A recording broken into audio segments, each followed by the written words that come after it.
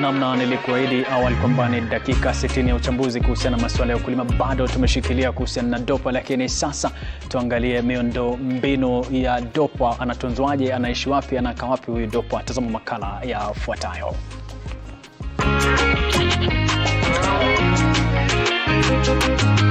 Welcome to the second part of the show, and as is the norm, it's time for the Gold Conversation, and it will be happening right here on location. As part of our journey of learning so much about animal farming, we have identified that two things are very critical if you are to get optimal production. Now, these things are genetics, what breed is your animal, and also nutrition. One without the other almost makes no sense at all. However, today we want to get into the space of infrastructure and the furniture of your animal. How comfortable are your animals wherever it is that they are staying, especially in the era of intensive farming? What are our farmers doing to ensure sustainable intensification? That is the conversation that will be happening right here with our expert of the day, Mr. Kinyua. How are you today? I'm very well, thank you. Of course, looking after your animals as usual. Yes. Thank you so very much for having us here. Welcome, welcome. Thank you so much. Yeah. We are learning that there's infrastructure and there's furniture for the animals. Please make those terms very clear for us. For you to be successful breeder, animal segregation is very, very important. It covers your nutrition. It also covers your breeding metrics. Simply because you want to group them, and you group them according to male, female, and age groups. When it comes to breeding, you do not want, first of all, inbreeding. I think we have heard a lot about inbreeding. And you want to selectively make sure you're mating your female with the correct male. The only way to do that is to keep them and group them together, but also it assists you in synchronizing your breeding. It's something we call steaming, and that helps these animals come on heat at the same time. And when they are kid, they kid at the same time. Right. And like the breed we have here, this is a boer goat. It's very good at that. So like now, we just finished our kidding in June. The next one will be in November. Right. Especially from this group. Same thing works for the sheep. This cash system, what it is, it's a modular system. You can expand it, you can reduce the enclosure, and particularly when you're doing intensive farming where your space is restricted, it is very, very easy to manage your flock by using the enclosure system. So you must have the correct infrastructure. This is called crush system. These metal frameworks, they are specially fabricated. I learned this in South Africa.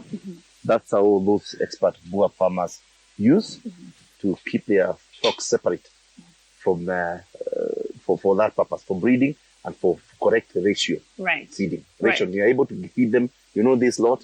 It is how many animals, and they're supposed to eat 3% of their body weight every day.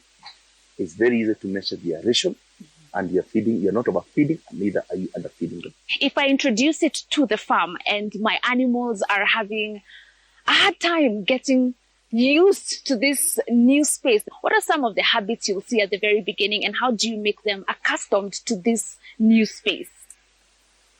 They're not getting used to accustomed because an intensive farm is an intensive farm. That is not a ranch. A ranch, they're used to fat and open area. An intensive farm, like this one, they're used to enclosures. But what this enclosure system, what it does is that you can manipulate it. It's a modular system. And I'm sure you saw why we have different colors. I wanted to show, I think you'd seen earlier how we change it. How is it? It takes two people to change this. I can increase this space within a period of 5 minutes. I want to merge this flock with another one. I just increase the space by disconnecting and adding more modular frames. Right. They have the specially manufactured door. This is made to last for 10 to 15 years.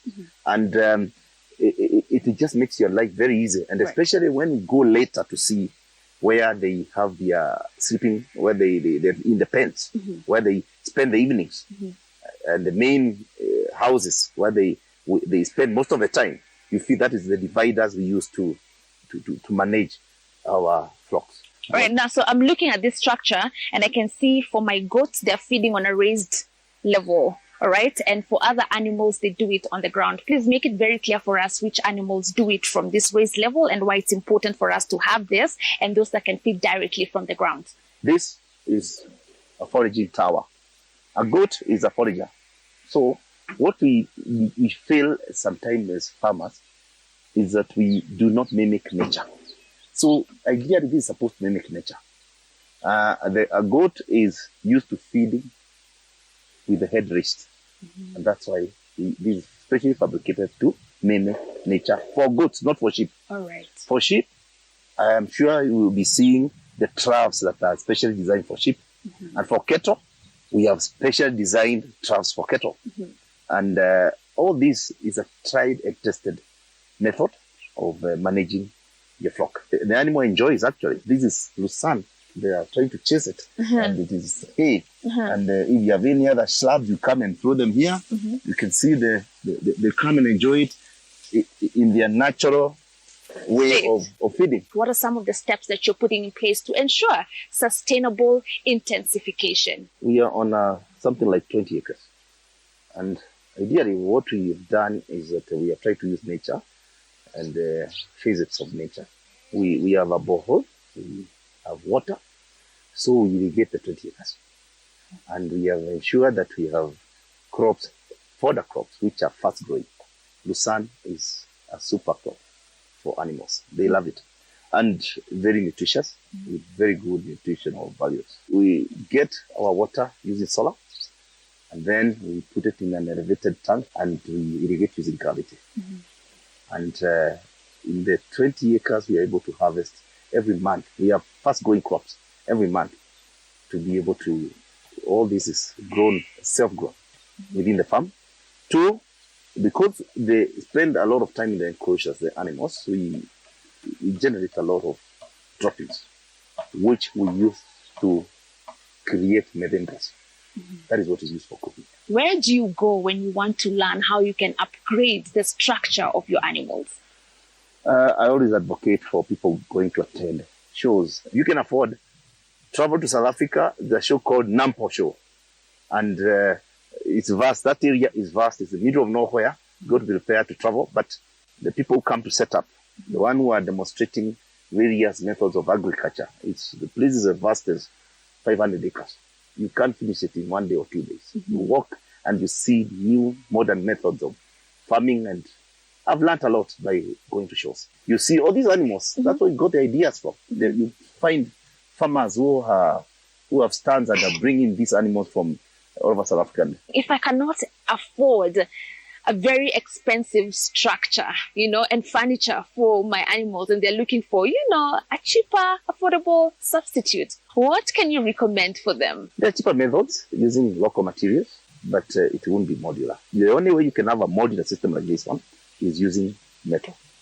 If you're going to use wood, which is easily available, you can begin there. But I would say one thing, keeping animals is not a cheap affair.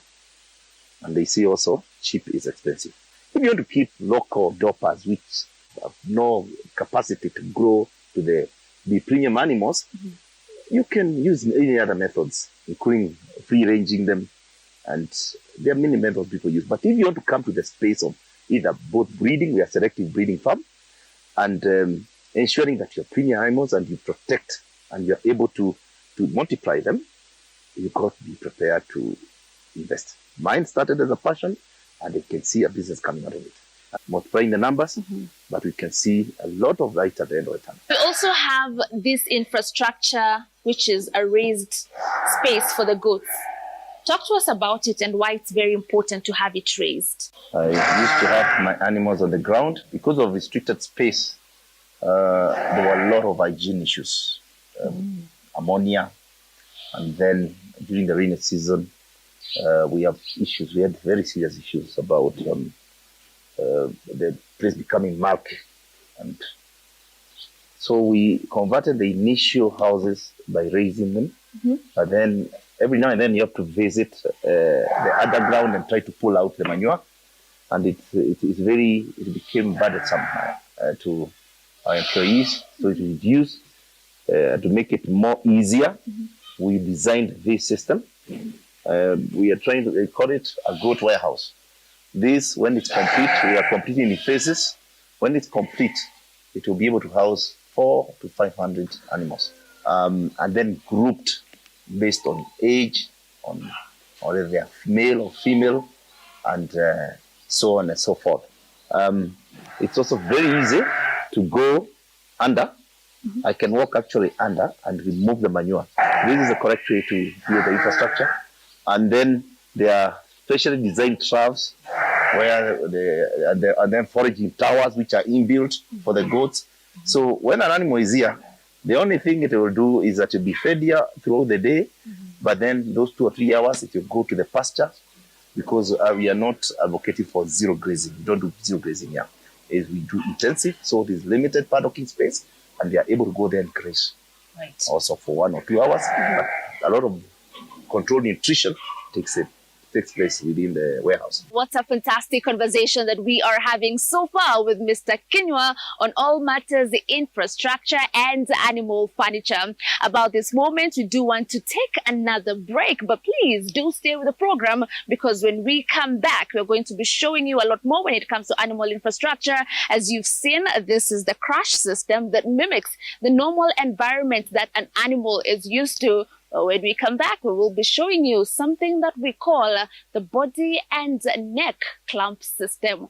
What is that all about? You get to find out about that and more on the other side of this break.